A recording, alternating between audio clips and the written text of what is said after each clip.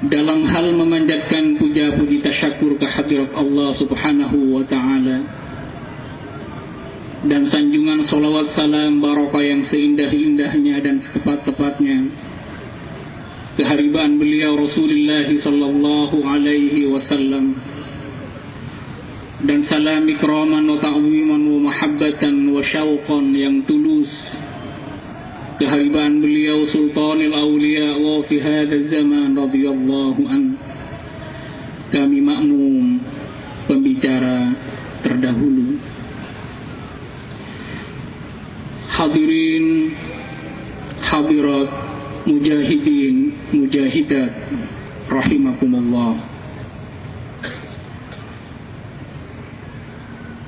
Seperti yang sering guru rohani kita Hadratul Mukarram Kanjeng Romo Ki Haji Abdul Latif Majid radhiyallahu anhu dauhkan bahwa sebelum manusia dilahirkan ke dunia ini, di alam alastu manusia sudah mengikat perjanjian dengan Allah. Alastu birabbikum qalu bala syahidna. Semua roh ketika itu berjanji dan bersumpah di hadapan ilahi Rabbi bahwa mereka bersaksi bersumpah bahwa tiada Tuhan selain Allah. Qalu bala syahidna. Sebuah perjanjian primordial antara manusia hamba dengan Tuhan, yang dalam firman Allah dalam surah Yasin disebutkan, alam ma'had ilaikum ya bani Adam alla ta'budu syaitan. Bukankah engkau wahai bani Adam telah mengikat perjanjian dengan Allah bahwa engkau selalu akan menyembah dengan ikhlas tanpa adanya syirik, apakah itu syirik khafi apalagi jali, dan tiada pernah akan mengikuti jejak setan. Sesungguhnya setan nafsu lakum aduun mubin, sungguh mereka adalah musuh yang nyata bagi kalian. Hingga dengan perjanjian seperti ini lahirlah manusia dalam kondisi fitrah. Kullu mauludin yuladu alal fitrah fa abawahu yuhawidanihi aw yunassirani aw yumajjisani. Fitrah manusia membawa kondisi kesadaran musyahadah kepada Allah yang dibawa dalam sebuah perjanjian primordialnya dengan Allah. Lahirlah dengan kondisi fitrah. Maka kondisi seperti inilah nanti ketika manusia juga akan pulang dari perjalanan fananya di dunia yang fana ini, tiada akan bermakna, tiada akan berguna, kecuali manusia juga kembali dengan kondisi sama ketika dalam kondisi bertawajuk kepada Allah, berjanji dalam alastu birabbikum, dan juga dalam kondisi fitrah ketika awal pertama dilahirkan, hingga Allah menegaskan yauma la yanfa'u malun wala banun illa man atallaha biqalbin salim. Pada hari ini tidak berguna harta yang kau kumpulkan, anak-anak yang kalian banggakan, jamaah yang kau banggakan. Yang berguna ketika ini, ketika hamba pulang ke hadrahnya Allah, yang pulang dengan biqalbin salim, dengan hati yang bersih, dengan hati yang tetap membawa kondisi fitrah, dengan hati yang tetap membawa musyahadah kepada Allah. Hingga Bapak Ibu sekalian, salah satu inti risalah yang dibawa oleh para nabi dan rasul-rasulnya Allah adalah menyucikan hati ini, membersihkan hati ini, menjernihkan jiwa. Hingga salah satu ulama menegaskan bahwa inti risalah yang dibawa oleh para nabi dan rasul-rasulnya Allah, lebih-lebih yang dibawa oleh beliau Al-Mustafa sahibus syafa'a wa kashiful ummah Rasulullah sallallahu alaihi wasallam, adalah berinti kepada surah Asy-Syams, qad aflaha man zakkaha wa qad khaba man dassaha. Sungguh beruntung hamba Allah yang senantiasa menyucikan jiwanya, menjernihkan hatinya, dan sungguh merugi hamba Allah yang mengabaikan penyucian hati dan jiwanya. Para hadirin hadirat rahimakumullah, ini juga yang didoakan oleh Nabiullah Khalilullah Ibrahim alaihissalam dan Nabiullah Ismail alaihissalam ketika baru selesai membangun fondasi Ka'bah Baitullah ketika itu. Rabbana wab'ats fihim rasulan yatlu alaihim ayatika wa yu'allimuhumul kitaba wal hikmata wa yuzakkihim. Utuslah kepada kaum setelah kami, ya Allah, seorang utusan darimu dari kalangan mereka yang mengajarkan hikmah dan kitab Allah kepada mereka, wa yuzakkihim, dan membimbing, membina umat dalam proses penyucian hati, penjernihan hati. Ini kita lihat dalam surah Al-Baqarah ayat 129, dan jawaban Allah terlihat dalam surah Al-Baqarah 151 ketika Allah mengutus para nabi-nabi dari keturunan Nabiullah Ibrahim alaihissalam dan berujung pada diutusnya khatamul anbiya wal mursalin nabiyuna wa syafi'una Muhammad Rasulullah sallallahu alaihi wasallam, yang salah satu inti risalah yang beliau umbankan kepada para nabi dan rasul adalah wa yuzakkihim, membimbing umat, membina umat, mentarbiyah umat, melakukan irsyadul qalbi kepada umat dalam rangka tazkiyatun nafsi, penjernihan hati. Ini ditegaskan kembali dalam surah Al-Jum'ah ayat 2. Huwallazi ba'atsa fil ummiyina rasulan minhum yatlu 'alaihim ayatihi wa yuzakkihim wa yu'allimuhumul kitaba wal hikmah wa in kanu min qablu lafi dhalalin mubin. Allah zat yang maha besar yang telah mengutus kepada umat seorang rasul yang menyucikan jiwa, membimbing umat, membersihkan, menjernihkan hati, dan mengajarkan kepada umat al-hikmah dan kitab. Dalam beberapa firman Allah yang termaktub dalam surah Al-Baqarah dan surah Jum'ah ini, ditambah dengan surah Asy-Syams, mengindikasikan, menegaskan bagaimana dan pentingnya urgensitas tentang tazkiyatun nafsi. Bahkan firman Allah wa yuzakkihim mendahului dari wa yu'allimul kitaba wal hikmah, bahwa tugas yang dibawa oleh para nabi ini membimbing umat, menyucikan jiwa, membersihkan hati, lebih didahulukan daripada yu'allimuhumul kitaba wal hikmah. Betapa ini menunjukkan prioritas dan urgensitas penyucian hati, penjernihan jiwa didahulukan daripada mengajarkan kitab Allah dan hikmah Allah kepada para umat.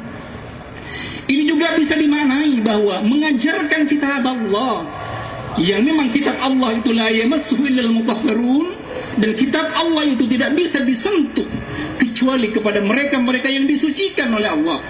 Ini menandakan bahwa membaca, mentadabburi, menyelam ke dalam lautan firman-firman Allah hingga kemudian firman Allah menjadi huda, petunjuk dalam kehidupan hingga selamat dunia akhirat, terlebih dahulu harus dan mutlak menyucikan hatinya.